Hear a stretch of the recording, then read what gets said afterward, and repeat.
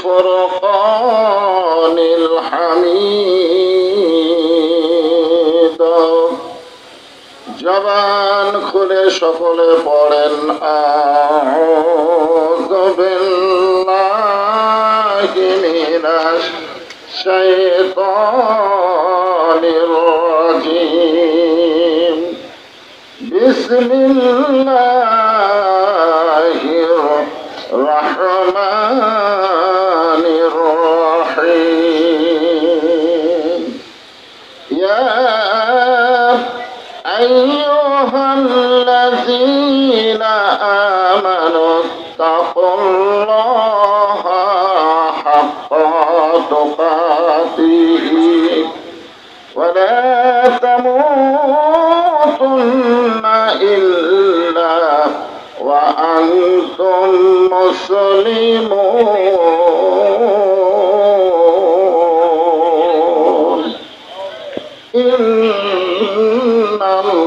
ইন্নাল্লাহা ওয়া মালাইকাতাহু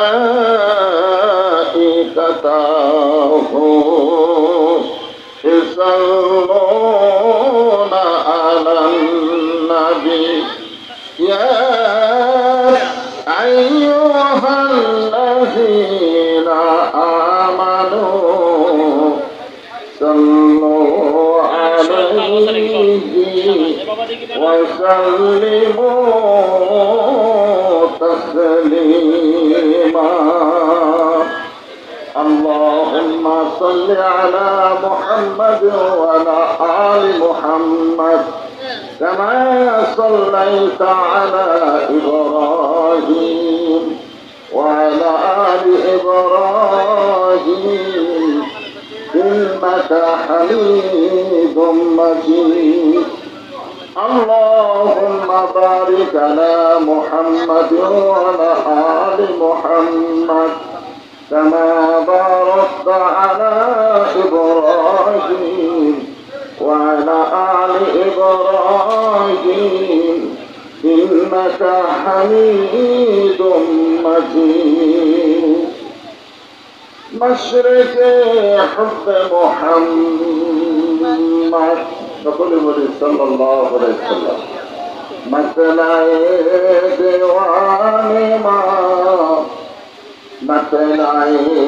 خورشید شکاف سینه کو جانی ما بناهل اولادی کمالی کشافت جا بجمالی حسنت جمیع کسالی صلوا عليه وآله اللهم آمين জান্নাতের বাগান থেকে জান্নাতি মানুষদেরকে নিয়ে আমি গুনাহগার তোমার রহমতের দরজায় দুখানা হাত তুলেছি আল্লাহ হাসরের ময়দানে জাব্বার আর কাহার নামে রূপ নিয়া তুমি যখন বিচার শুরু করবে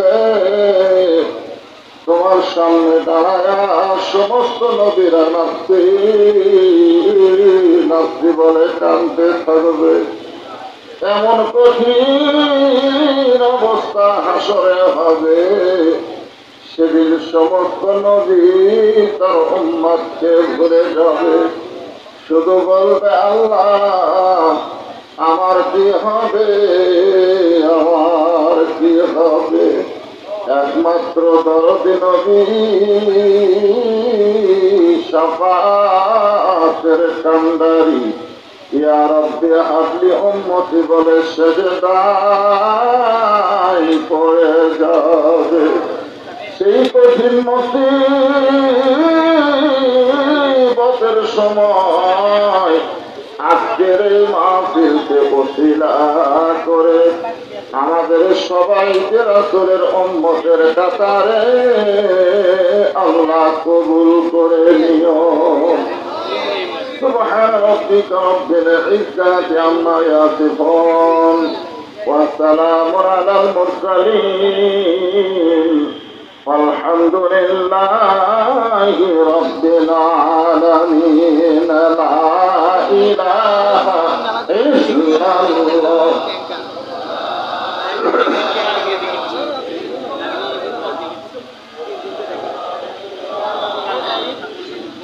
যারা পিছনে দাঁড়িয়ে আছেন আপনারা ইচ্ছা করলে বসতে পারবেন। কোরআনের মাহফিলে দাঁড়িয়ে থাকা হলো বেয়াদবি, এখানে বসাটা হলো আদবি। আমরা কোরআনের মাহফিলে আদব শিক্ষার জন্যই তো এসেছি। এই জন্য যারা রোদে ঘাটে দাঁড়িয়ে আছেন আল্লাহর রাস্তে সবাই সামিয়ানার নিচে উত্তর পাশে অনেক জায়গা আছে, ওদিকে আপনারা বসেন, সবাই বসেন।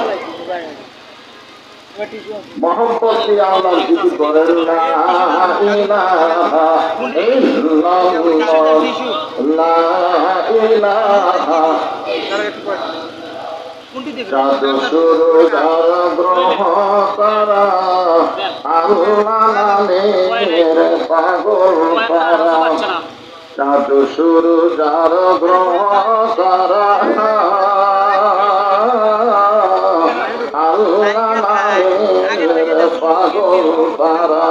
আমার আল্লাহ নামের এতই দয়া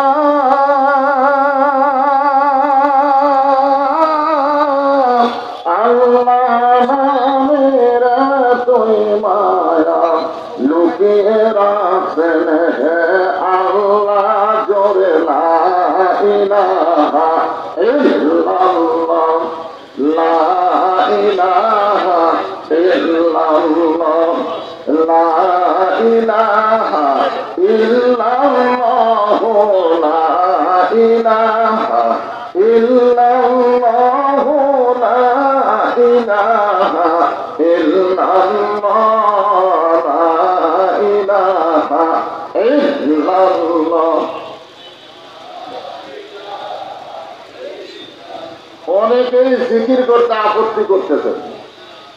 আপনারা বলেন তো, পৃথিবীতে আল্লাহর পক্ষ থেকে সর্বপ্রথম যে ইবাদত তার নাম কি? তোমরা ভাবতেছেন যখন নামাজ ছিল না, রোজা ছিল না, হজ ছিল না, যাকাতও ছিল না, ওই সময় একটাই মাত্র ইবাদত, তার নাম হলো জিকির। যারা বলেন তার নাম কি? আপনি কোরআন হাদিস খুঁজে দেখেন, সব ইবাদতের কিন্তু নিয়ম আছে, সব ইবাদতের সীমানা আছে, সব ইবাদতের সংখ্যা আছে। ধরে জানা আছে না নাই? আপনি রোজা কি সারা বছর করতে পারবেন? কিছুদিন বাদ দেওয়া করা লাগবে। ধরে যান ঠিক কিনা? আপনি কি নামাজ সব সময় করতে পারবেন? কিছু সময় নামাজ পড়া বন্ধ করা লাগবে। কার হুকুম? আপনি কি যাকাত সবসময় দিতে পারবেন? বছর অন্তর হিসাব করে যাকাত দেওয়া লাগবে। ধরে যান ঠিক কিনা? আপনি কি হজ সবসময় করতে পারবেন? হজ করার একটা নির্দিষ্ট সময় আছে। প্রত্যেকটা ইবাদতের সীমা আছে, সংখ্যা আছে, নিয়ম আছে। কিন্তু জিকিরের কোন সীমা নাই, সংখ্যা নাই, নিয়ম নাই। আল্লাহ বলেছেন জিকরান কাসীরা, মানে সব সময় আল্লাহর জিকির করা লাগবে। বলেছেন জিকির। কোন জায়গায় আপনারা শুনতে পাবেন না যে নামাজ পড়তে পড়তে মারা গেল ও লোকটা জান্নাতে হবে, রোজা করতে করতে মারা গেল সে লোকটা জান্নাতে যাবে, হজ করতে করতে মারা গেল সে লোকটা জান্নাতে যাবে, যাকাত দিতে দিতে মারা গেল সে লোকটা জান্নাতে যাবে। যাকেও পারে, কিন্তু ডাইরেক্ট বলা হয় নাই। রাসূল বলেছেন যে ব্যক্তি আল্লাহর জিকির করতে করতে মারা যায়, শুধুমাত্র জিকির করার খাতিরে আল্লাহ তার জীবনের সব গুনাহ মাফ করে দেয়। তাহলে সেই জিকির করতে আপনাদের আপত্তি কোন জায়গায়? আর সবচাইতে উত্তম জিকির কি? আফদালুল জিকির লা ইলাহা ইল্লাল্লাহ, যার উপর কোনো জিকিরই নেই। আর সেই জিকির করতে গিয়ে আপনারা অনেকে জবান বন্ধ করে আছে। আল্লাহ রাসূল বলেছেন সারা জীবন যদি কোনো মানুষ পাপ করে, সারা জীবনে পাপ করছে, কিন্তু মরার সময় লা ইলাহা ইল্লাল্লাহ জিকির করতে করতে মারা গেছে, শুধুমাত্র জিকির করার খাতিরে আল্লাহ তাকে জান্নাতের মালিক বানায় দেবে। তাহলে সেই জিকির করতে কার কার আপত্তি হাত পর্যন্ত?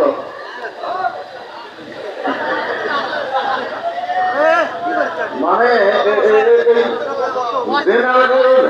শব্দতে আপনারা ঠিক মতো শুনতে পাচ্ছেন। যার দিলে আছে আল্লাহর ভয়, যার মনে আছে আল্লাহর ভয়, আল্লাহ আল্লাহ সব সময়। ভালো লাগে না এই দুনিয়া, ভালো লাগে না, ভালো লাগে শুধু আল্লাহ। ইলাহা ইল্লাল্লাহ, লা ইলাহা, লা ইলাহা ইল্লাল্লাহ, লা ইলাহা ইল্লাল্লাহ, লা ইলাহা, লা ইলাহা ইল্লাল্লাহ মুহাম্মাদুর রাসূলুল্লাহ। রাসূলের মহব্বতে এখন জিকির করলেন কার? আর এইবারে যেটা আমরা উচ্চারণ করব সেটা রাসূলের মহব্বত। যখন মুহাম্মদ রাসূলুল্লাহ কলেমার শেষে তেলাওয়াত করেছি, সঙ্গে সঙ্গে বলতে হবে সাল্লাল্লাহু আলাইহি ওয়াসাল্লাম। আপনারা বসে আছেন কোন জায়গায়? হ্যাঁ, জান্নাতে। ঠিকই আছে, কথা ঠিকই আছে। যেখানে কোরআন হাদিসের আলোচনা হয় ওই জায়গাকে বলা হয় জান্নাতের বাগান, রিয়াজুল জান্নাত, বেহেশতের টুকরা। কিন্তু তারপরে তো বগুড়ার এই জায়গার একটা নাম আছে, আছে না নাই? এই জায়গার নাম কি?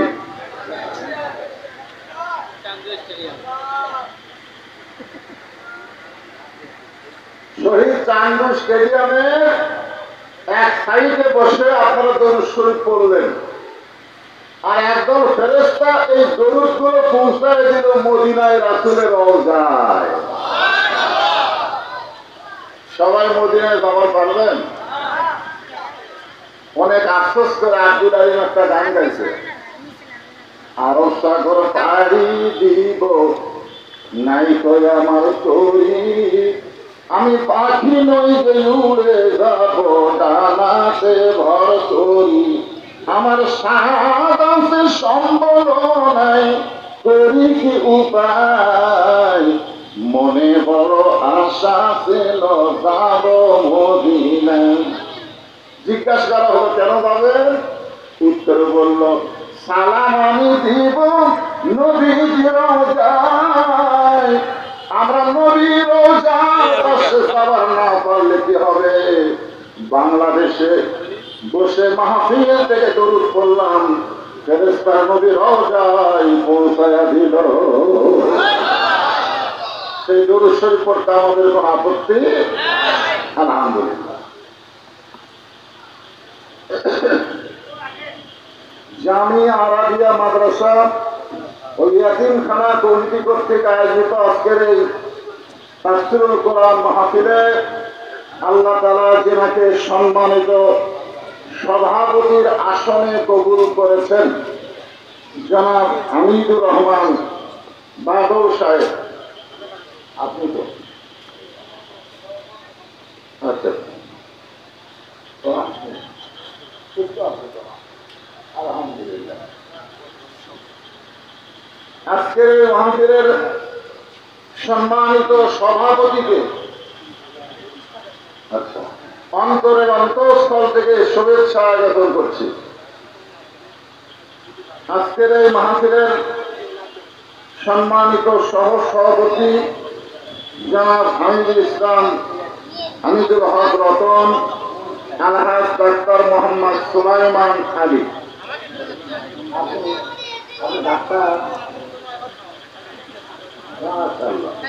আমার এলাকায় বাড়ি, আমার বড় ভাই। আজকের এই মাহফিলের পাগড়ি প্রদান করেছেন হযরত মাওলানা আবু রাজি।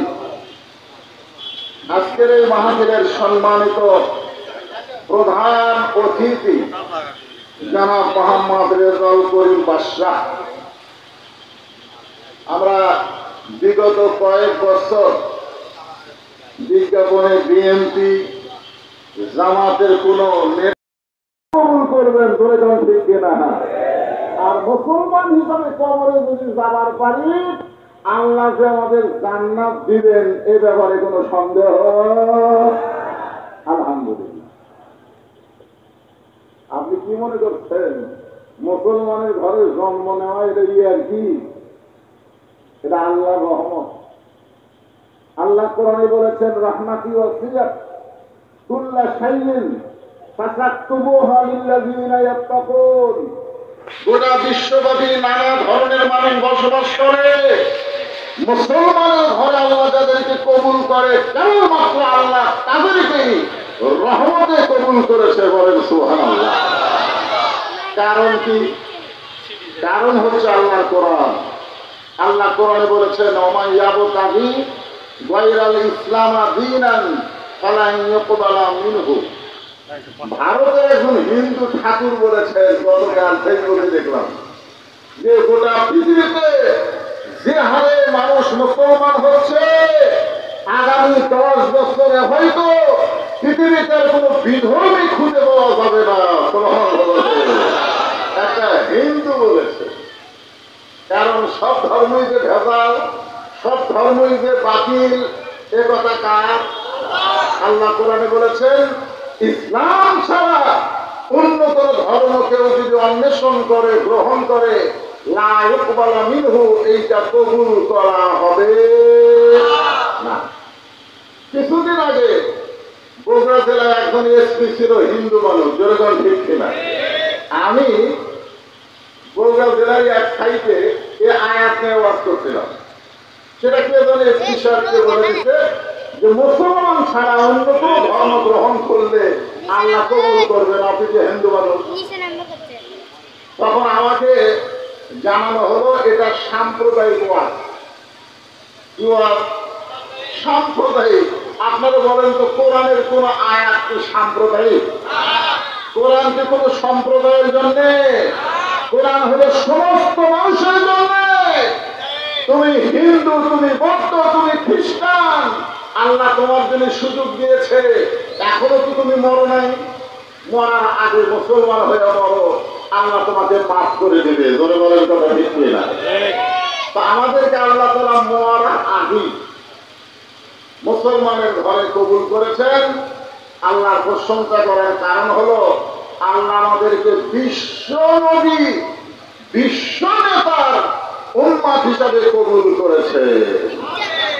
যে নেতার আদর্শকে গ্রহণ করলে আপনার কোনো টেনশন করা লাগবে না, নেতা পালায় যাবে, কর্মীরা বিপদে পড়বে, এরকম কোনো টেনশন নাই। বরং বিশ্বনবী বিশ্ব নেতা ঘোষণা করেছেন আমার সমস্ত অনুসারী যতক্ষণ জান্নাতে প্রবেশ না করবে আমি নবী ততক্ষণ জান্নাতে প্রবেশ করব না। আমরা সেই নবীর উম্মত, সেই নবী হলেন আমাদের নেতা, যাকে গ্রহণ করার কথা আল্লাহ কোরআনে বলেছেন লাকাদ কানা লাকুম ফি রাসূলিল্লাহি উসওয়াতুন হাসানাহ। সফলতা যদি অর্জন করতে চাও কোন মানুষের চামচাগিরি না করে বিশ্ব নবীর অনুসারী হয়ে যাও। বলেন কথা ঠিক? আমরা সেই নবীর উম্মত, আল্লাহ আমাদের কবুল করেছেন। এই জন্য খুশি হয়ে জবান করে আরেকবার বলি আলহামদুলিল্লাহ। আমরা যে কোরআন থেকে তাফসীর শুনবো, আজকে আমি আপনাদেরকে যে আয়াতে কারিমা তেলাওয়াত করেছি এই আয়াতটাকেই ব্যাখ্যা বিশ্লেষণ করে বুঝাইতে গিয়া এই মুহূর্তে আমি আপনাদেরকে এমন একটা জগতে নিয়ে যাব। জগৎ বোঝেন? সব জগতে গেলে কিন্তু আল্লাহ পাওয়া যায় না। আল্লাহ পাওয়ার আলাদা একটা জগৎ আছে। দৈতান কথা ঠিক কিনা? আপনারা বলেন তো, ব্রিটিশের আইন, ডক্টর কামালের সংবিধান মেনে যদি আমরা চলি এবং সেই মোতাবেক কথা বলি তাহলে আমরা মারা গেলে ওই জগতে আল্লাহ পাওয়া যাবে না। আল্লাহ পাইতে গেলে নবীর তরিকা মোতাবেক আল্লাহ কোরআনকে সংবিধান হিসাবে গ্রহণ করা লাগবে করে বলেন কথা ঠিক কিনা? মনে করে, আমি কিন্তু বলতেছি মনে করে। কি করেন? মনে করেন। যে জায়গায় আপনারা বসে আছেন এই জায়গাটা হলো মসজিদের নববী। মনে করে, মনে করতে অসুবিধা আছে? এক কার বলতেছে মনে করো এক হালি বলা যদি 1 টাকা হয় 10 হালির দাম কত? মনে করো এক হালি কলায় 1 টাকা, তাহলে 10 হালির দাম কত? এক ছাত্র লাভ করে বলতে যে হুজুর স্যার এটা কি কলা? আচ্ছা স্যার কি বলেছে? মনে করো। ওই এখন লাভ করে বলে যে কি কলা? তো স্যার বলতেছে এটা অনুপম কলা। তখন বলতেছে অনুপম কলায় 1 টাকা খালি আপনার।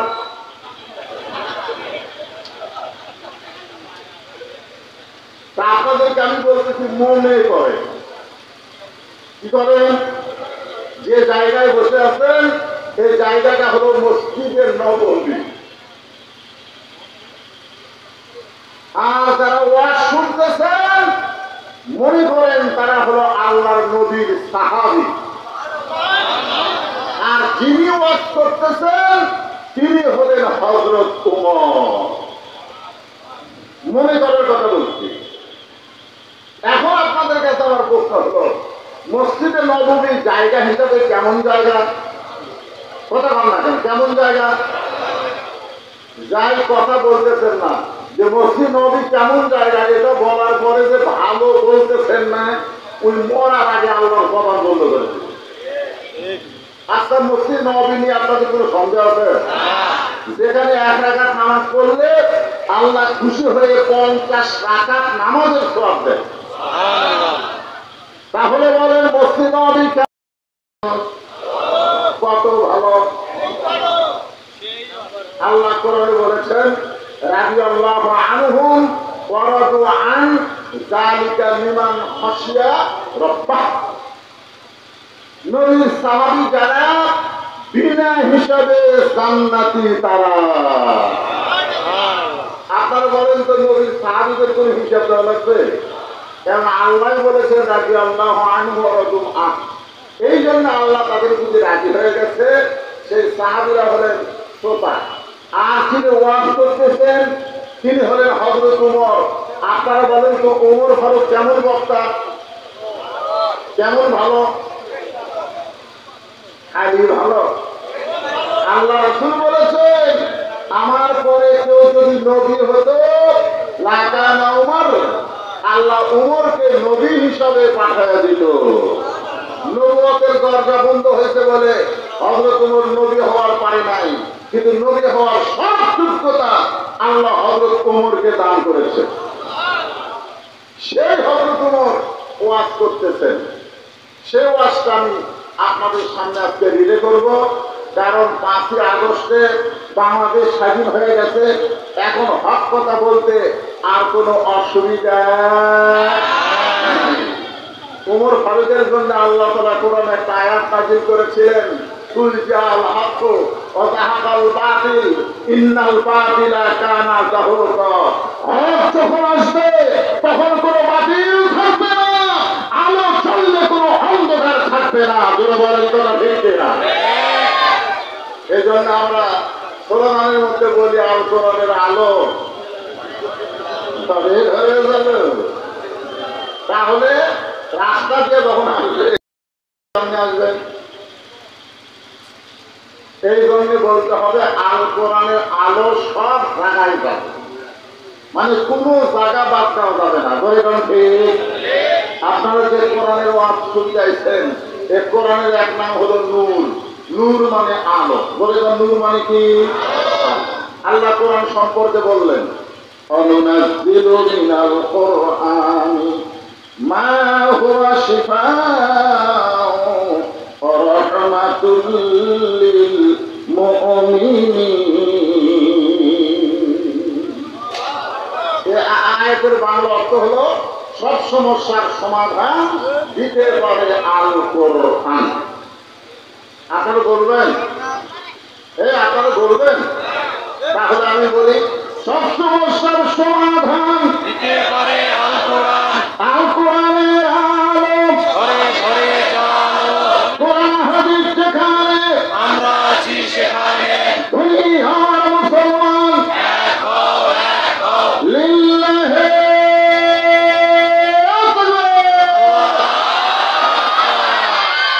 মাশাআল্লাহ।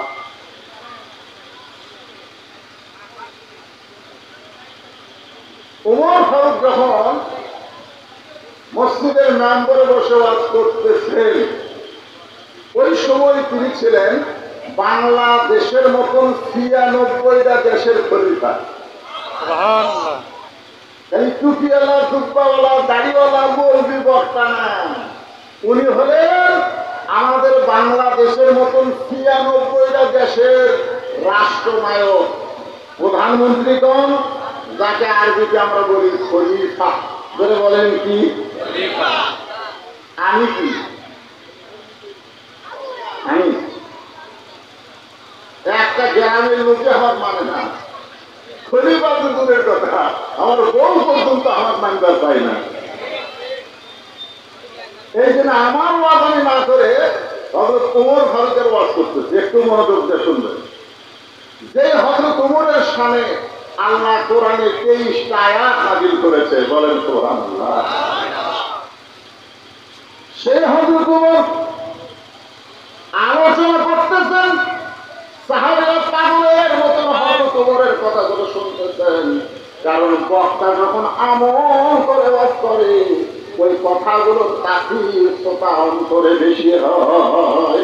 যার কারণে আল্লাহ বলেছেন, ওয়ামান আহসানু কওলাম মিম্মান দাআ ইলাল্লাহ ওয়া আমিলা সালিহান ওয়া ক্বালা ইন্নানি মিনাল মুসলিমিন।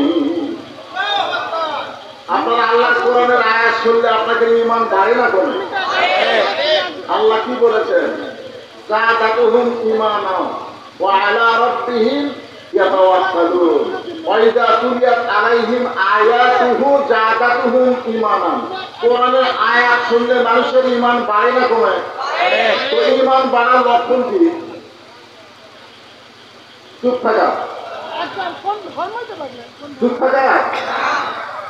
আমি 16 বছর আমরা চুপ থাকার কারণে শরীরাচারী আমাদের মাথার উপর ছিল, ধরে কথা দিচ্ছে না, কথা কয় না। মানে কত হাতে গোস্ত নিয়ে আসছে, আমি যুক্তি দিচ্ছি, 500 টাকা কেজি, পরের হাটে গেছে 550 টাকা, তারপরের হাটে গেছে 600 টাকা। হাটে কয় টাকা করে বাড়ছে, কিন্তু যাই গোস্ত কিনে ও কোনো কথা কয় না। কষাই দেখতেছে মানুষ যখন কথা কয় না, তখন ইচ্ছা মতোই দাম বাড়ান যাবে, ধরে যখন দেখতে যায়। এখন বউ বলতেছে, স্বামী গো, হঠাৎ জামাই চলে আসলো, আজকে কিন্তু 1 কেজি নিলে হবে না, 2 কেজি নেওয়া লাগছে। এখন স্বামী 2 কেজি গোস্ত নেওয়ার জন্য 1200 টাকা দিয়ে গেছে। কয় টাকা? 1200 টাকা দিয়ে গেছে। 2 কেজি গোস্ত নিয়ে যেই মাত্র 1200 টাকা দিচ্ছে, তখন গোস্তওয়ালা বলতেছে, ভাই গোস্তর দাম তো 1400। চিন্তা করতেছে 500 টাকার থেকে দাঁড়াবার ধরলো, কোনো কথাবার্তা বললাম না। এখন কিনা লাগতেছে কত? 700। বেতন কত? তখন ও আস্তে করে যে কষায়ের সামনে যে দাও আছে, ওই দাওটা নিয়ে সামনে যে একটা যে কাঠ আছে, কাঠের উপর গোস্ত কাটে, ওই কাঠে একটা মাছ ফেলে রাখছে। লাগতে পারে কষার কান্দের উপর দাও তুলে বলতেছে, বল কত করে কেজি? তখন কষাই বলতেছে, ভাই আপনি যা দিবেন চাই। তার মানে বোঝা গেল, মানুষ যখন জবান খুলবে, তখন সেই এলাকার মধ্যে কোনো অন্যায় অবিচার হবে না। ধরে কথা ঠিক না? হ্যাঁ, দিনের ভোট রাতে করলো, বিনা ভোটে সব নেতা হলো। আপনারা বলেন তো, বিবাহ না করে কেউ যদি সন্তানের বাপ হয়, ওই সন্তান হারাম যেটা হয় না, ও হারাম যেটা হয়। ধরে কথা ঠিক না? তারা এমপি ইলেকশন করলো, সংসদে গেল, ওরা কোনোদিন হালাল নয়, ওরা হলো হারাম। ধরে বলেন কথা। কিন্তু আমরা কথা বলি, আমাদের কথা বলবো। এখন কথা বন্ধ করলে হবে না। কোরআনের আয়াত তেলাওয়াত করার সঙ্গে সঙ্গে জবান করে বলতে হবে আল্লাহু আকবার। বলতে পারবেন? মাশাআল্লাহ। তাহলে কি বললাম? আল্লাহ বলতেছেন ওই ব্যক্তির চাইতে উত্তম কোন ব্যক্তি নাই যে ব্যক্তি আল্লাহ রাস্তায় মানুষকে দাওয়াত দেয়। শুধু দাওয়াত দেয় না, সে নিজে আমল করে এবং মুসলমান হিসাবে পরিচয় দেয়। আপনারা বলেন তো, আমাদের মতন বক্তা দ্বারা আমরা ওয়াজ করি, আমরা যে ওয়াজ করি সে ওয়াজ অনুযায়ী আমল নাও থাকতে পারে, কিন্তু হযরত ওমর যে ওয়াজ করতেছে, আপনারা বলেন তো ওমর আমল না করে ওয়াজ করতেছে?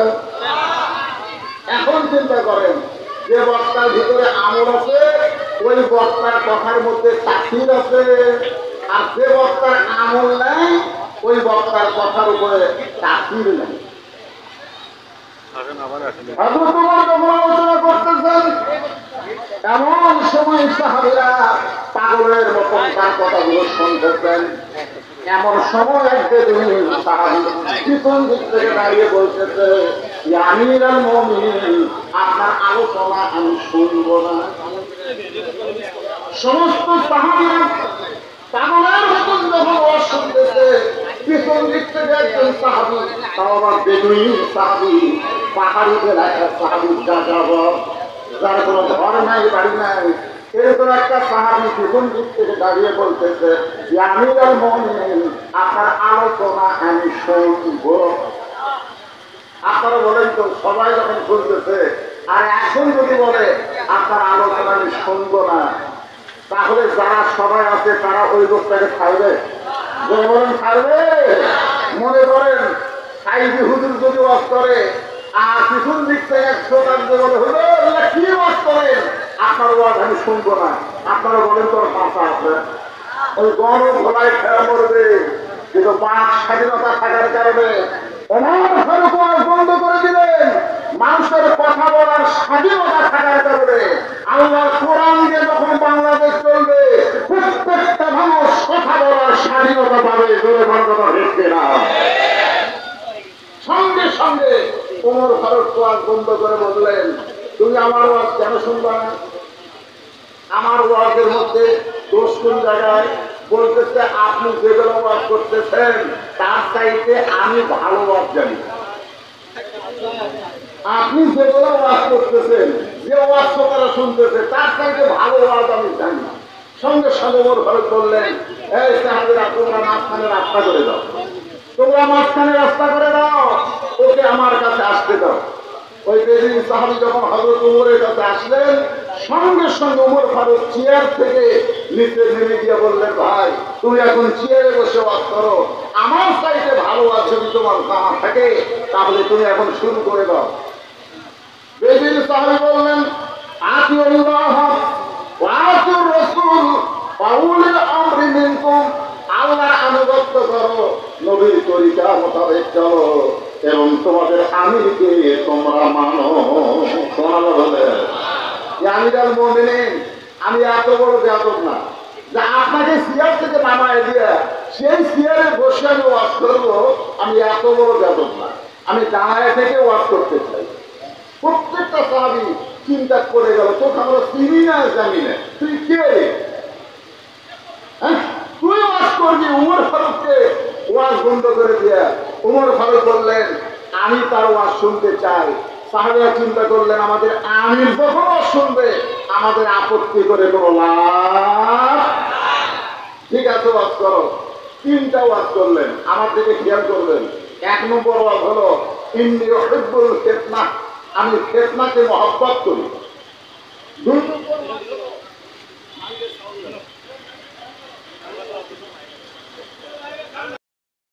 এই যে মুরব্বী নিয়ে একটা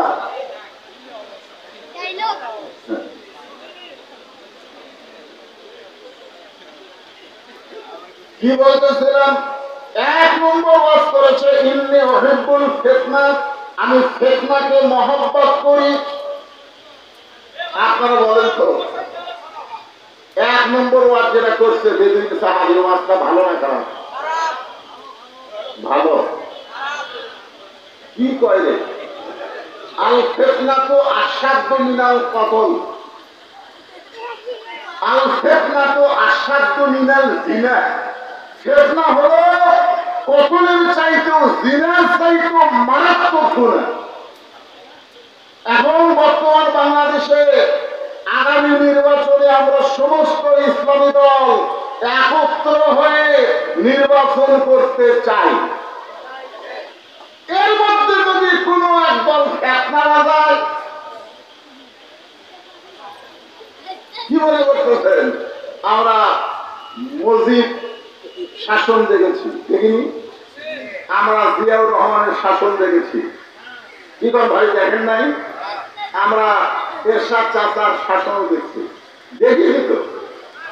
আমরা বেগম জিয়ার শাসন দেখছি, আমরা হাসিনার শাসন দেখেছি, বেগম জিয়ার শাসন দেখেছি, আবার ভোট ছাড়া 16 বছর আমরা শাসন দেখলাম। এই 50 বছর হলে আমরা দেখতেছি মানব রচিত মানুষের তৈরি আইন দিয়া শাসন। আগামীতে আমরা দেখতে চাই আল্লাহর কোরআনের বাংলাদেশ, ঠিক কিনা বলে? আল্লাহর কোরআনের বাংলাদেশ যদি দেখতে চাই তাহলে মনোযোগ ছাড়া আজকার ওয়াজ শোনার কোনো উপায় নেই। আসলেই তো ফিতনা খারাপ। আর ওই বেদুইন সাহাবী ওমর ফারুক হাজার হাজার সাহাবীর সামনে বলতেছে, আমার 1 নম্বর ওয়াজ হলো ইন্নী উহিব্বুল ফিতনা, আমি ফিতনাকে মহব্বত করি। 2 নম্বর ওয়াজ হলো ইকরাহুল হক, আমি হককে পছন্দ করি না। আল্লাহ কোরআনে বলেছেন কুল জাল হক ওয়া যাহাকাল বাতিল, হক হচ্ছে আল্লাহর পছন্দ, বাতিল হচ্ছে শয়তান। ধরে বলেন ঠিক কিনা? আর লোকটা বলছে আমি হককে পছন্দ করি না। 3 নম্বর ওয়াজ হচ্ছে ওয়াশহাদু মা'লাম আল্লাহ, আমি না দেখা জিনিসের সাক্ষী মারি। 71 জন্ম নিয়ে আমি বলি যুদ্ধের সময় এরা যুদ্ধ করে। আপনারা বলেন তো 71 জন্ম নিয়ে সে কারা স্বাধীনতার শত্রু, এই সাক্ষী কেউ দিতে পারবে? যদি এটা কি দেখা সাক্ষী না না দেখা সাক্ষী?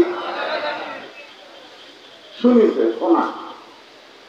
আপনারা বলেন দেখা আর শোনায় দুটা কি এক? কেউ যদি আপনাকে বলে নওগাঁ একটা মানুষ মারা 6 টুকরা করছে, আপনি যদি তাকে বলেন তুই কি দেখছিস ভাই, না রে রাস্তাঘাটে শোনা কথা বন্ধ। এই 3টা বার যখন করলেন ভাই, কেন কেন ভয় ভাই?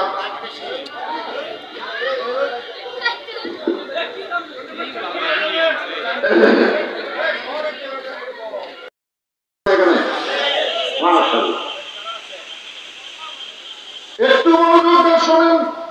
ওমর ফারুকের চেহারা রক্তের মতো লাল, কিন্তু ইসলামী আদর্শের নেতা যখন কেউ হবে সঙ্গে সঙ্গে নেতা রাগ করতে পারবে না। যেমন বাংলাদেশে জামাত ইসলামের আমির এত নির্যাতনের পরেও বললেন আমরা ক্ষমা করে দিই না, দিচ্ছি না। এটা নিয়ে কত চর্চা দিয়ে ক্ষমা করলো, এই ক্ষমা আপনারা বলবেন এই ক্ষমার নাম হলো হেকমত। জোরে বলেন নাম কি? জাগা মতো মার কিন্তু ঠিকই হবে। এই ক্ষমা মানে ক্ষমা না, এই ক্ষমা মানে বোঝা লাগবে, সেটা আমি আজকে বুঝাই দেব। একটু মনোযোগটা শুনবেন। হাজার হাজার সাহাবীরা চিল্লা চিল্লি শুরু করলেন, ইয়া আমিরুল মুমিনিন, আপনার ওয়াজ বন্ধ করে দিয়ে কত সুন্দর কোরআন হাদিস থেকে আপনি ওয়াজ করতেছিলেন, আমার পাগলের মতন শুনতেছিলাম।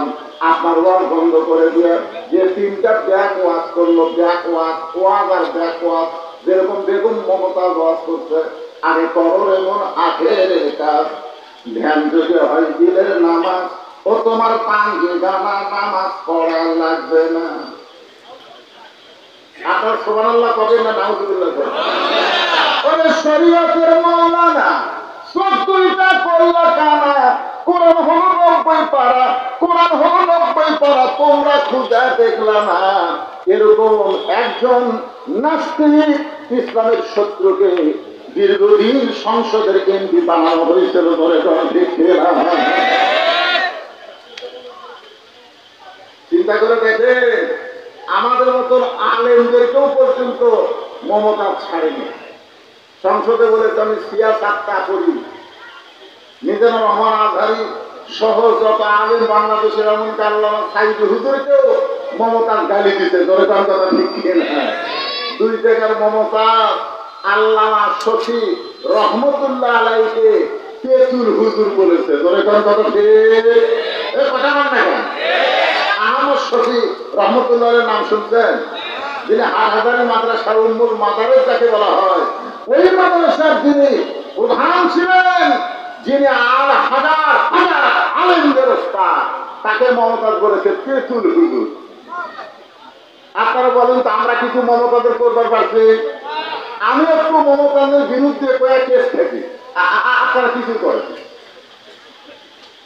হ্যাঁ ভাই রে, সমস্ত সাহাবারা যখন পরিচয় শুরু করে দিলেন, ওমর ফারুক বললেন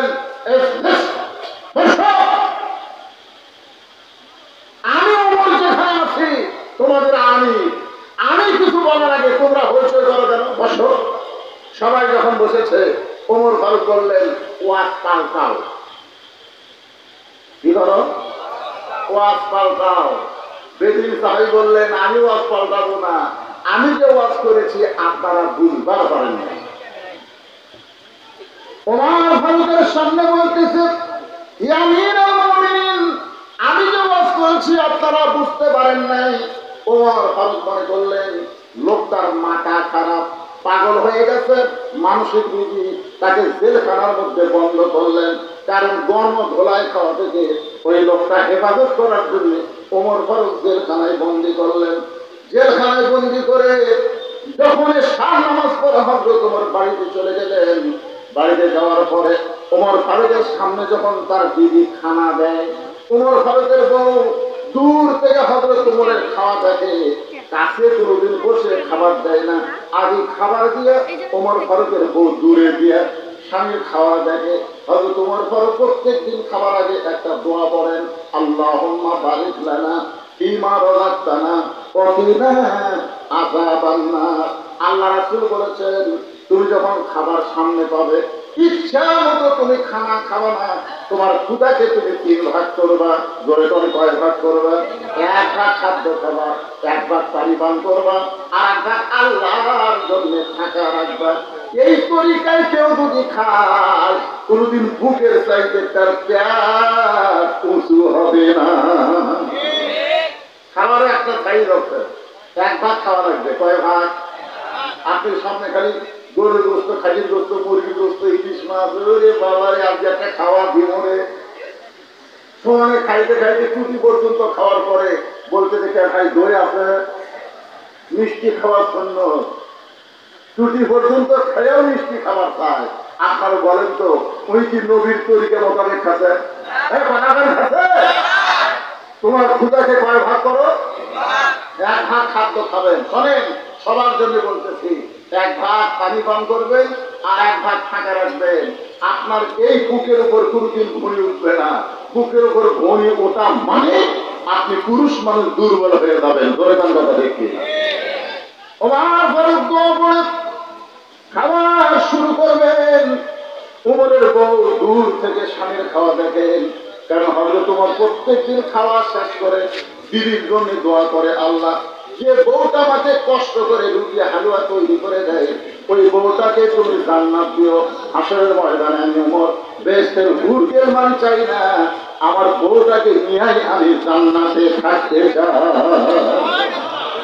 আপনারা বলেন তুমি স্বামী যদি এইরকম দোয়া করে তাহলে বউ খুশি হবে না বেজার হবে? আর আমরা কি দোয়া করি? আমরা দোয়া করি আল্লাহ তুমি আমাকে জান্নাত দিও, আল্লাহ জান্নাতে হুর দিও। বউ চিন্তা করে খেলে জান্নাত চাইলো, ঠিক আছে, জান্নাত আবার হুর কি? একদিন স্বামীকে বলছে, স্বামী হুর মানে কি? স্বামী বলছে হুর মানে সেই রকম সুন্দরী তোর মতন বেয়া খাই জানা। তুই কি মনে করছিস দুনিয়াতে সত্যি সত্যি মরার পরে ঠকমকারে কোন পক্ষে 70টা হুর মরে? এক একটা হুর সেই ওরা কফি সাতনুর কিলোমিটারে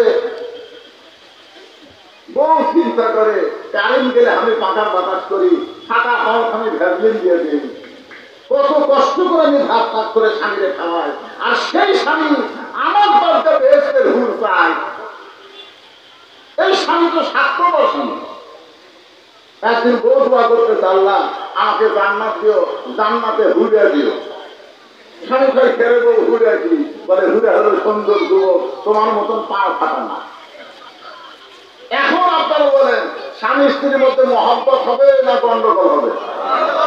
এই জন্য ওমর ফারুক দোয়া করেছে, আল্লাহ যে বউটা কষ্ট করে আমাকে রুটি হালুয়া তৈরি করে দেয়, আমি দুনিয়া থেকে যখন চলে যাব জান্নাতে, আমার এই বউটাকে আমি জান্নাতে চাই। এই দোয়াটা শোনার পরে ওমর ফারুকের বিবি খুশি হয়ে যায়, নিজের কষ্টের কথা আর মনের মধ্যে রাখতে পারে না। কিন্তু হযরত ওমর আজকে তোমার উপরে রুটি ছেড়ে যখন হালুয়া মুখে দিবার যাবে, এমন সময় ইন্নাল্লাহা ইয়ামুরুকুম আন তুআদ্দুল আমানাতি ইলা আহলিহা ওয়া ইযা হাকামতুম বাইনান নাস আন তাহকুমু বিল আদল। জোরে বলেন সুবহানাল্লাহ।